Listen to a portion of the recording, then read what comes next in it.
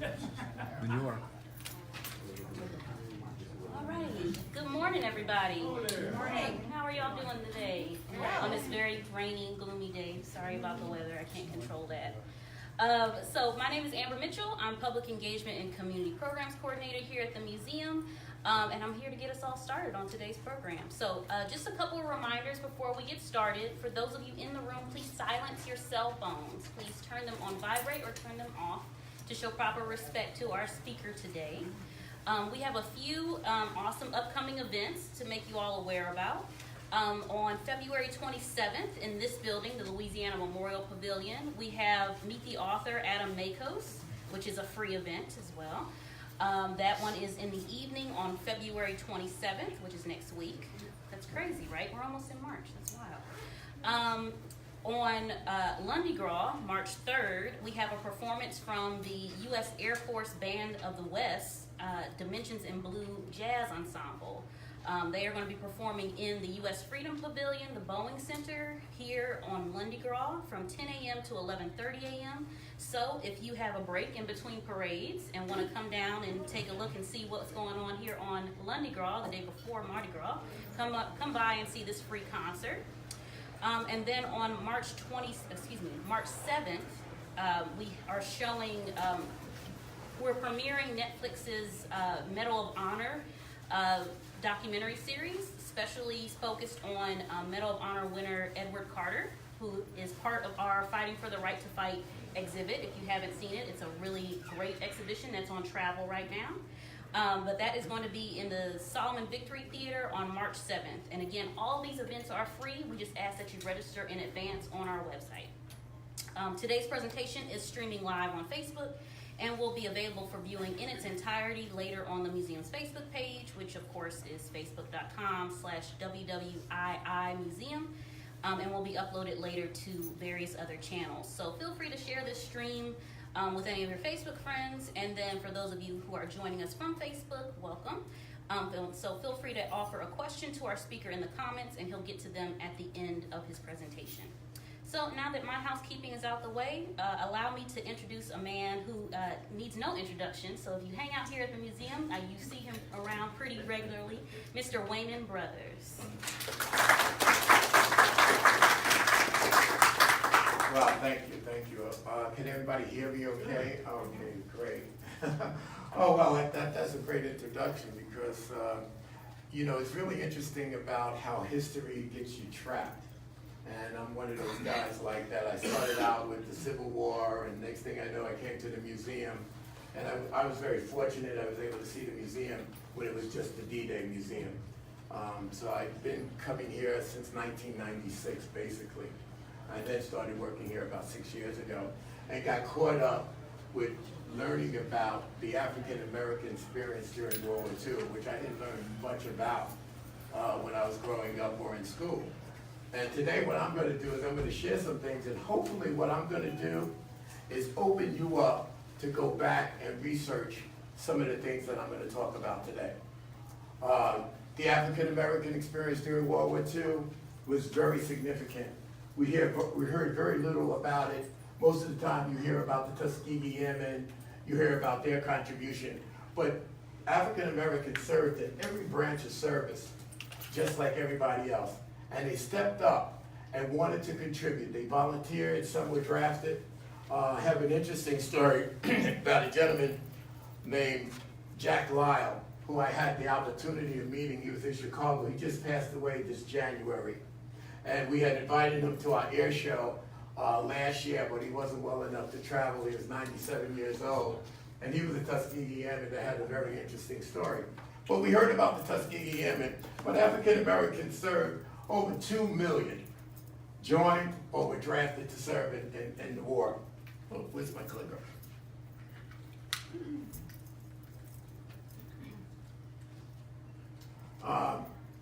They served in segregated units, and because they were in segregated units, it opened up a lot of opportunities that people didn't realize.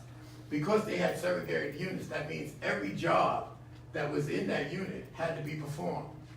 And one of the things that happened is that when the war opened up, a lot of jobs were excluded to blacks because of segregation. There were certain things they weren't able to do. They couldn't be trained. Meteorology was one of those things, and I'm going to talk a little bit about how weather played a major part in the war, because with the technology that was going on, with the aircraft that were built, people had to know what the weather was like, especially in Air Force and in the air war.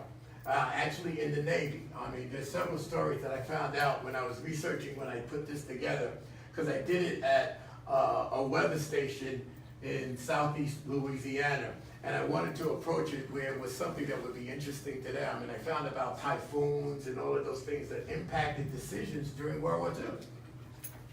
So there were segregated units, and it opened up jobs and trainings that normally blacks wouldn't have been able to be trained in. The amount of people who joined, over 10% of the women that volunteered, African American women of that population volunteered to serve in volunteer duties in the service, both as nurses, as clerical. Some of them were actually, people don't realize this, they were pilots. They trained some of the Tuskegee Airmen. There were women that had gotten their pilot's license through through the civil training, pilot's training program, and they were able to train and get their licenses, and they participated in the war. They were cadets, they were nurses, they were everything. 6,000 women served in the WWII. They were volunteered to serve in those corps. Some of the outstanding units that they talk about that we didn't hear a lot about was not only the Tuskegee Airmen, the 366, but there were the 761st Tankers, the 92nd Infantry Division, and also there was another group that we didn't mention about, that I didn't mention up there, was the Uss Mason and the Navy. There were 13 actually first African American officers during World War II that were trained to become officers to serve in the Navy. And they had 2 destroyer escorts. One was the USS Mason, and the second one was the one that actually became a Navy admiral during the war from serving out at those 13. A lot of these services were given presidential citations, not during the war, but after the war when they went back, and so they were recommended, and because of segregation, they weren't given the recognition that they deserved. People thought that, well, the Tuskegee Airmen, they wanted that to be a successful event. That wasn't the case. Whenever they could drum someone out, they drummed them out. They had to fight against all of these obstacles before they could actually get recognition. The 761st Tankers is a battalion that served with Patton at the Battle of the Bulge and served with him all the way through into Germany. They were actually trained down here in Claiborne, Louisiana. And they served, and before they were dispatched to serve over in Europe with Patton, he was short on tankers. And he was offered the 761st African American Tank Unit, and Patton actually came down and spoke to them. He told them 2 things in the speech. Not only did they have to be loyal to him, they had to show their race that they were capable of doing the job that they were being sent out there to do. And they fought courageously throughout. Carter was one of the recipients of the Medal of Honor because he was a tanker also. And he actually got killed because he wanted to rescue his unit.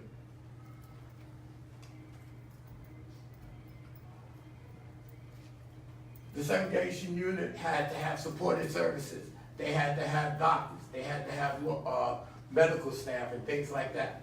One of the things that was very important for the Tuskegee Airmen was the fact that they had to have meteorologists.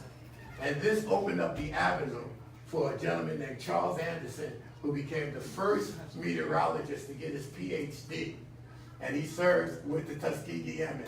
You had officers, you had clerks, you had medical staff, mechanics.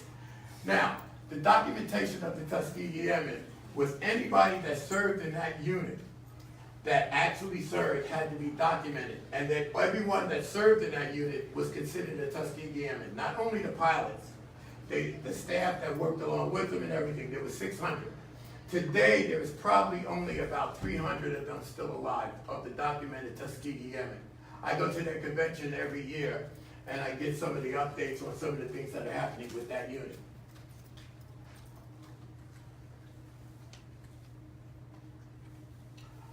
Okay, in 1940, This was the amount of weather people that was in the United States. 1940, there was only 62 qualified weather forecasters. Part of that estimated 377 that was in the entire country, 150 was with the Weather Bureau, 94 was with commercial airlines, and 46 was with the Navy, and 25 was in various education. On the onset of World War II, because weather was going to play such an important role, that number had to be increased significantly. They needed over 10,000 weather officers and 20,000 enlisted observers and forecasters. Now think about it. Now, where are you going to get all of those people? Because everybody's serving in the service, all of the branches of service needed meteorologists and things like that. It opened up a door. Before that, there were no African Americans that served as forecasters or weather bureau, in the Weather Bureau. So it opened up the door. With the opening, this effort gave the chance for blacks to be trained in aviation, not only in aviation, but in meteorology, and all the branches of the service had to train soldiers that were black. Charles E. Anderson, he was the first meteorologist. When I did my presentation with the Weather Bureau out in Southeast Louisiana, I actually got an opportunity to meet some people that actually studied with him, that was actually working at that weather station. So that was really very interesting to me, because actually it solidified the fact that how important the role that he was. He was the first meteorologist to serve in the Army. He was the first one, the Tuskegee Airmen, and they had to do a whole corps. And he went on to get his PhD and then become an instructor. One of the other things that people didn't realize, that weather was so important, that up in Canada, they just recently discovered, probably about 5 or 6 years ago, that the Germans had a secret weather base that was forecasting the weather out of Canada to Germany, telling them what the weather was up and down the Atlantic coast. Actually, it played a role in why the Battle of Bulge happened, because that weather station transmitted to Hitler that at the Battle of Bulge, it was going to be overcast. They weren't even going to get any air support. Guess what? They did what any meteorologist does. They miscalculated. And there was a break in the weather, and that's how we resupplied our troops. You know, that's one of the few jobs that I always tell people, you only have to be 40% right to get that kind of job. Anywhere else, you got to do the job 100%. African Americans served in all of the branches of service. They served with valor. They were courageous. The reason why we had no recipients of the Medal of Honor after World War II is there was an unspoken rule not to select a black for the Medal of Honor. Because they knew that they wouldn't give the medal, so what they did was they recommended a lesser medal that they believed that they could get, so that's why they were never put up. There was a research done probably somewhere around the 80s into the 90s, where they said they submitted names of people that had done things during World War II, and that's how we got the 7 recipients that are African American with the Medal of Honor. Because they didn't tell them what their race was or anything like that. They just told them what they did, and then they were selected to get the Medal of Honor. Now, there's some people that I need to tell you about in the African American experience. A. Philip Randolph. Does anybody know who he is? No, not the historians in the back. Do anybody in the audience know who A. Philip Randolph was? Well, he was very instrumental in the war effort, and let me just tell you how he was so instrumental. He was an organizer of the unions. He had an organization called the Sleeping Car Porter Union. He had been around advocating for equal wages for African Americans and people of color for many years. But his strongest organization was the Sleeping Car Porters.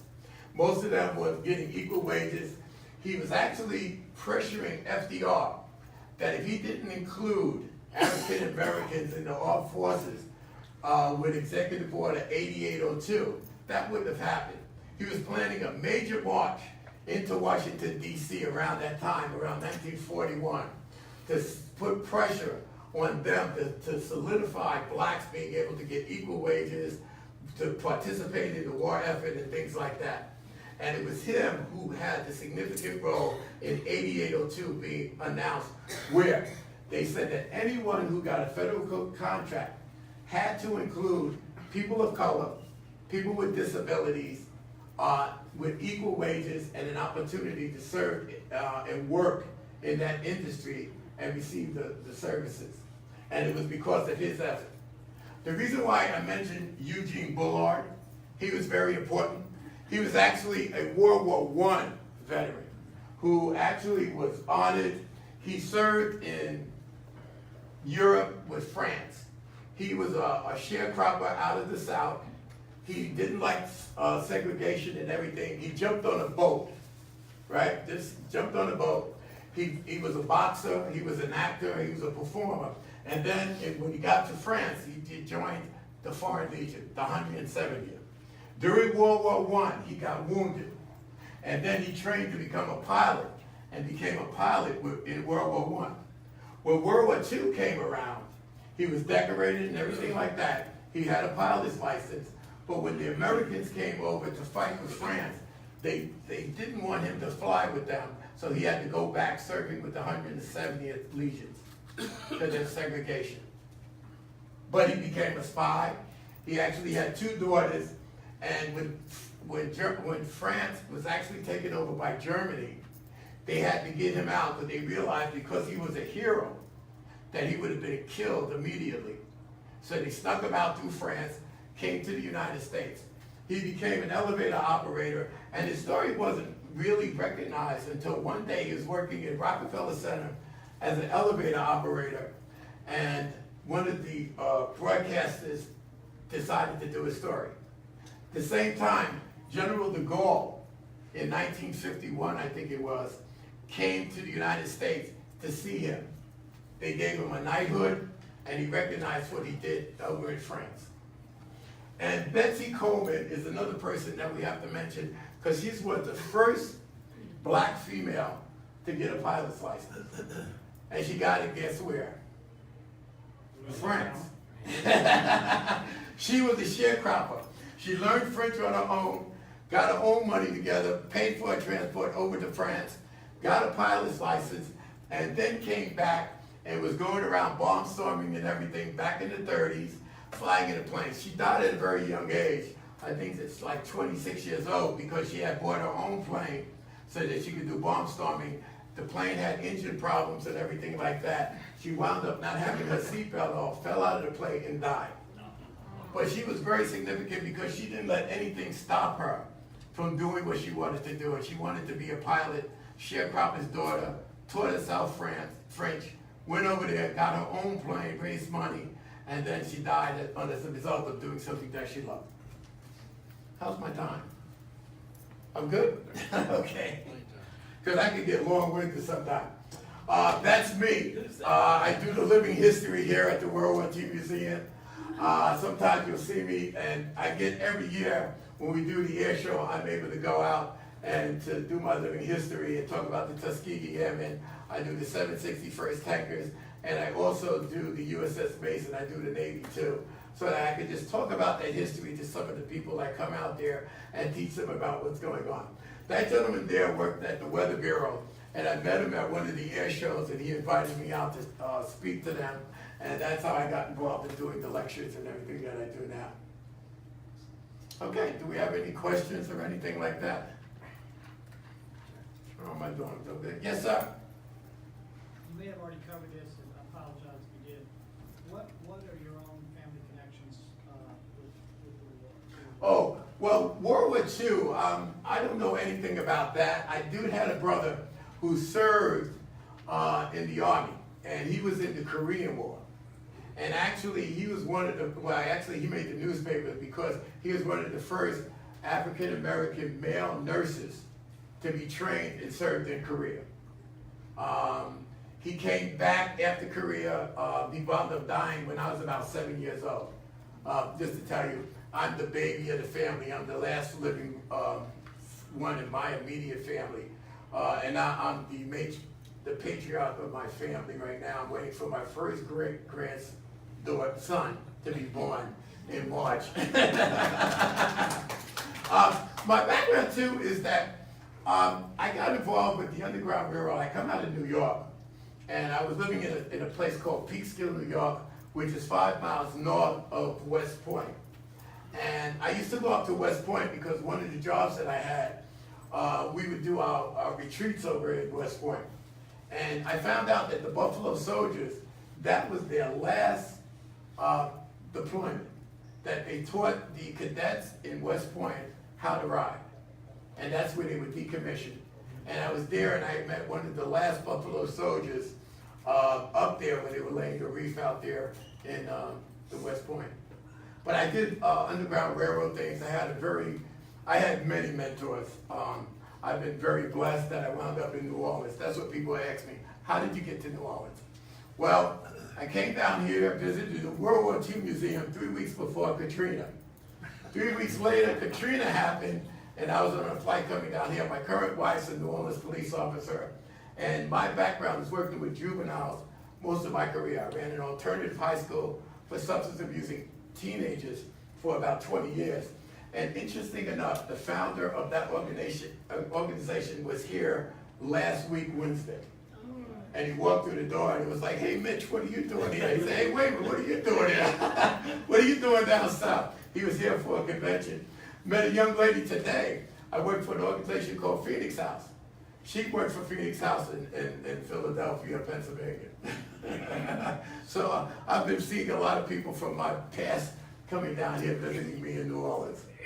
But that's how I got here, and that's been my experience, except for here, that I've met Charles McGee, Robert Friend, I met Mumford Marines, I've seen World War II veterans. Every time I meet one, they all have a personal story that they share with you. And with every one of their stories, it's history. And I like getting it because then I share that story wherever I can go out and speak. I speak to a lot of young people. I'm working with the Knights of Columbus. We had a project that we were working on to talk about the African American experience in World War II in the East. And so we're still working on that project. It's still a work in progress right now. Anybody else? Yes? Could you talk about what you have on that table? Oh, I just got a couple of little stuff. I have definitely Jack Lyle, really interesting story. Jack Lyle was different in the Tuskegee Airmen experience. He actually was not college educated. Jack Lyle, he was very well read. And the reason why he got well read, his mom was an opera singer. He lived in Chicago, and she had to take him boarders because the father had left, and she would take him boarders. Well, he got all kinds of different jobs. He was working in the Chicago library, and they would send him as a book retriever. And every time they sent him to get a book, guess what he did? He read it. Well, he actually worked in the work programs of FDR, and the job had finished, and he hadn't been drafted. So he knew somebody on the draft board. He was playing pool with him, and he told the guy, he said, "Yeah, you know, what am I going to do now? There's no more jobs or anything like that." He said, "Hey, can you help me out?" He said, "Yeah, we can get you drafted." Next thing you know, he was drafted into the Army, and then he heard about the Tuskegee Airmen's project, and he volunteered for it.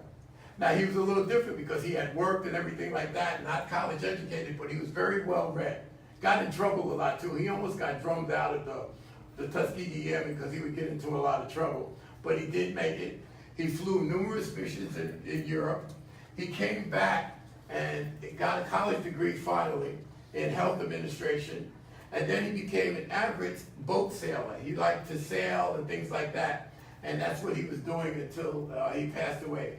He took his wife out. She told me the story that he took her out because she didn't know how to swim on the boat. And she said he loved to do it, so she went along with him even though she didn't know how to swim. And that's what he did. And he just passed away in January. I heard about him because my granddaughter, who lives in Chicago, my son is up there now. He's gunnery sergeant in the Marine Corps. He's an executive recruiter, and that's what he's doing. He did 3 deployments in the military. He went over to Afghanistan and Iraq, and he came back, and then he decided, well, he was going to stay in the Corps, and he became a recruiter. and that's what he's doing now. He works at recruiting officers for the Marine Corps to come into the service out of college. And it's very interesting because he gets up every morning and trains with them, so that when he sends them the basic training, he knows that they're going to pass. Anything else? Yes? Do you have a favorite of the reenactments that you do, or all of them good? Well, I think all of them are good, but you know what? The Navy one was one that I was very interested about. What they did was, the USS Mason was serving in the in the Atlantic, and it actually was recommended for a presidential citation for something that it did. They had a convoy coming over to Europe, and the British Navy said the water was too rough, the weather was too bad, and they didn't want to go out. They went out and escorted that convoy back into Britain. Their ship was damaged very heavily because of it. They were recommended for a presidential citation. They never received it. It wasn't until some of their descendants in college actually started participating and petitioning the government to recognize them for the service that they did. Not only did they get the presidential citation, but they relaunched another USS Mason in their name. So that was very instrumental in getting them recognized for what they did. There was a lot of those kind of cases where Desmond Doss, they talk about him and they talk about what he did. Well, actually, there was another medic at the invasion of Normandy who was African American, and he was a conscientious objector too. He was out there on the beaches, and what they would use blacks to do is actually get the bodies and everything of the soldiers that had been killed in the invasion. And they would have to go out there and get those bodies while under fire and everything and bring them back. He was going around doing the same thing that Desmond Doss did, but he got no recognition for it. He was saving soldiers that were being wounded. He was a conscientious objector. He didn't carry a weapon, and he was going out giving first aid to soldiers that were wounded. And when I saw that story, and I go, wait a minute, they got a story about someone else that did the same similar thing, and he didn't get recognized. But that was the time. Even with Dorsey Miller, who actually, he should have been considered for the recipient of the Medal of Honor. He was, during the help me out there, got brain fart. Pearl Harbor.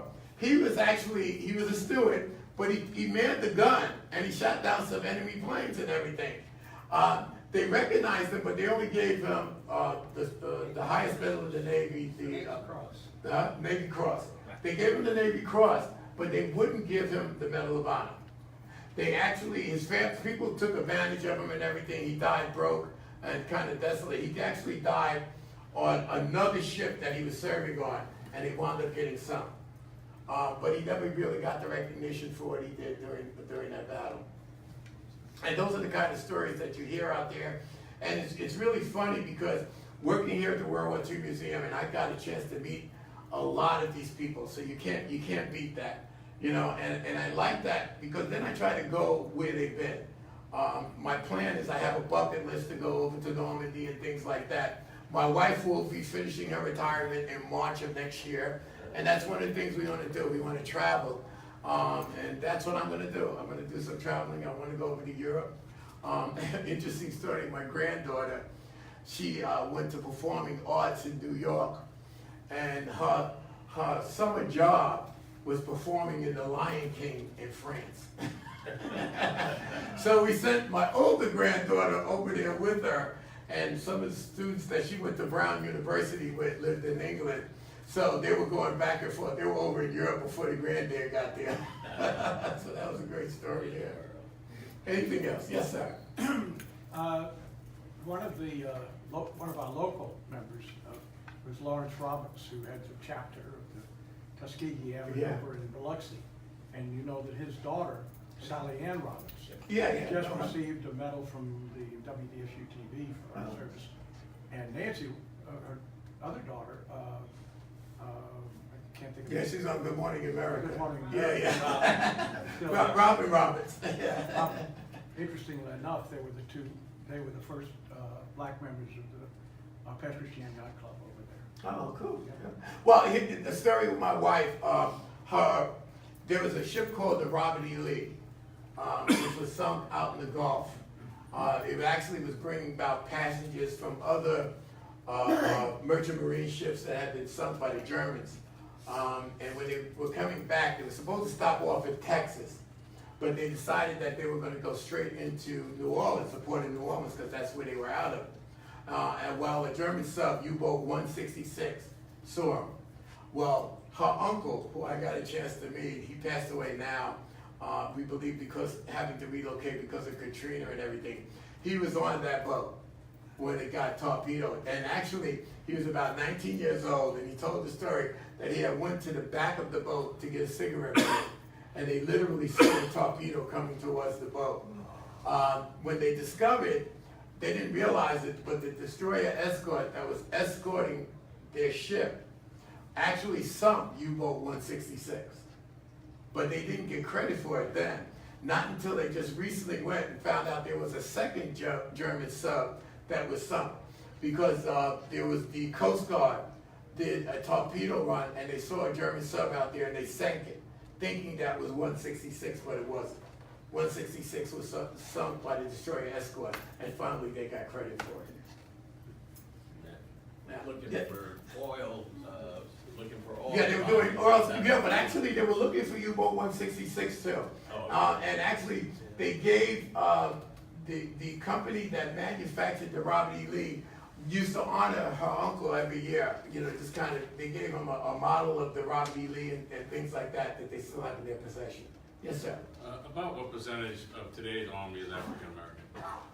Oh, I don't know that off the top of my head, but let me just say something about that, and I just learned this myself, because of Truman and A. Philip Randolph. So A. Philip Randolph was a participant in the march on Washington, D.C., where Martin Luther King gave a speech. He was involved in that. But it was also the pressure that they put on Truman to pass the executive order integrating the armed forces. And it was his role playing in that too. And that's when they started integrating it. And there was more opportunity in the armed forces that they were ahead of what society was in terms of integrating and giving opportunity to blacks at that time. And I think even still today, that they've been a little more even-keeled than society is with the kind of discussions we're having. Yes. Yes, sir. Can you share a little more about the origins of the Tuskegee Airmen?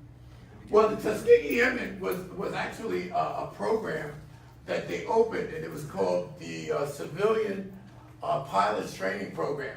Now, there's a couple of women that you need to know their names too, and I should have actually maybe put those up here. Janet Bragg and Willa Brown, okay? They actually were Tuskegee Airmen. They were pilots already. They had went through the training program, had their pilot's license. Janet Bragg, actually where she was located at, they had a training program to teach the first leg of piloting. And that's what she did, she trained them. Now they volunteered to become WASP too, but they were rejected. They weren't allowed to join the WASP. But that was one of the things. They opened up to say, let's do this experiment because of the 8802 executive order that they had to integrate services, well, not integrate, but give branches of service African Americans an opportunity to participate in. And because of that, that's where it came from. The reason why Tuskegee got such a recognition, we got to talk about somebody else. You know, see, history is one of those things that every time you learn something, you got to learn something else. There's a gentleman called John Robinson. John Robinson actually was the pilot that was in charge of the Ethiopian services when the Italians had attacked Ethiopia. He was a graduate of Tuskegee, and he was a pilot. He was the one that gave the Tuskegee Institute the idea to put an aeronautics program, and that's what it became the central point of where a lot of the training was done. That's how it kind of happened. But at the time, guess what? It wasn't to be successful. They wanted them to fail. And that was why they changed them from being a 99th fighter, fighter group, okay, into an escort, okay, to the 332nd. They were a fighter squadron at first, where they would went out and kind of engage the enemy. They changed them because they wouldn't give them any kind of details or missions to go out and fight. They would all give them something like scraping airways, trains, and things like that. So they saw they weren't getting the recognition they need. So they said, what is something that we could do that would be significant? And Benjamin O. Davis, because they literally wanted to do away with the unit. He went to Washington and he fought for them to be with the strategic air command so that they would do with the bombing escorts. And then when we got we were using P-47s, but then when they got those auxiliary tanks, P-51s, they were able to travel all the way with the bomb escorts. And their job was not to become aces, but to protect those bombers. And he said to his troops, Benjamin O. Davis Jr., that if they left escorting the bombers, they could be court-martialed for it. That was primarily what they were there to do, to make sure those bombers got back safely. And that's when the relationships between the Tuskegee Airmen and the B-17 bombers became so significant. There's another story that there is that I'll tell you real quickly. There was a B-17 pilot named John, I'm getting brain like, because you're making me go in places I wasn't thinking about going in. John Learn was a Tuskegee Airman, and he had escorted a B-17. On that B-17 was one of his third grade classmates who was white. And because of segregation, they couldn't be friends when they were in the Ohio school. And they have a photograph of them, and I didn't bring the book. I have the book. They have a photograph of them being in the third grade, standing a little bit in the grade away from each other. But they became good friends after the war was over when he found out that he had escorted them on one of his bomb runs. And they traveled around lecturing about how segregation kept them from having a relationship all their lives. But they were third grade classmates. What's that book called? Oh, I'll get the name for you in 1 second. I can Google it on my phone. Thank you. Yeah, but it's a great story. And actually, I was here at the museum one day, and there was a lady that came in, and she knew John Learn. And she said, oh, I had worked with him. I didn't know he was a Tuskegee Airman. And then I told her the story about the B-17 pilot being third grade classmates out of Ohio, and then realizing their relationship later on. Yes? Since you spent many years in education and especially worked with troubled teens, I would think that your knowledge and interest in history and military history and African American service would have been a useful tool to you at times. Did you ever use it? Well, that didn't come along until actually I had I'm gonna have to kind of tell a bad story. Well, not bad. It's my experience, my life experience. I had a wife in New York, my third wife, and we got divorced right now, but we're still good friends and everything like that. She was in charge of the Million Women's March, the New York chapter, and I met a gentleman named Vince DeForest, who was with the National Park Service. Vince DeForest was the assistant to the secretary of the National Park Service. And I asked him, not knowing him from anybody, if he would come to the city that I lived in, Peekskill, New York, and if he could do a presentation. Well, at that time, the Underground Railroad was being identified throughout the country, and the National Park Service was designated to identify Underground Railroad sites and everything like that, landmark them, and give them some validity. He came up there and did it. That took me on a trip where I traveled pretty much around the country talking about the Underground Railroad and things like that. That's when that really started for me. And I was getting ready to leave Phoenix House at that point because I was actually doing a whole lot of stuff. I owned an African gift shop in Peekskill, New York. I was doing a lot of things in the community, and I was getting ready to leave there. I still was working with young people, And that's what my tool is today, though. I'm using all of the stuff that I'm learning now to lecture young people. I go in school. I worked for Job Corps down here for a period of time. And I've just been working with adolescents. Now I'm going to retire, and the only thing I'm going to do is play around with history. You know? That's it. Thank you. Oh, I'll get to that next.